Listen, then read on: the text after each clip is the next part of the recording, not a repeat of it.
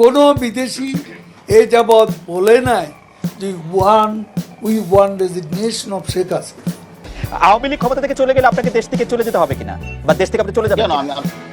আমি বাংলাদেশের একজন পুলিশ কর্মকর্তা, আমাকে চলে যেতে হবে কেন? ডিবি কার্যালয়ে বিভিন্ন মানুষকে ভাত খাইয়ে আলোচনায় ছিলেন এই হারুন। গুজবে কান্না দেয় ভালো, মনে হয় গুজবকেও বিশ্বাস করে না, তারপরও আমি বিনীত অনুরোধ করবো গুজবে যেন কান্না দেয়। তার এখানে ভাত খেয়েছেন রাজনীতিবিদ গয়েশ্বর চন্দ্র, অপু বিশ্বাস, হিরো আলম সহ আরো অনেকে। তো উনি কেন খাইলেন এটা জিজ্ঞেস করেন। এত এত এত ক্ষুধা রাজনৈতিক নেতা। আমি স্পেশাল ধন্যবাদ দিতে চাই যে ডিবি কার্যালয়ে যারা আছেন, স্পেশালি আমার মনে হয় যে সকলেই পরিচিত আমাদের সকলের হারুন স্যার ভাইয়া।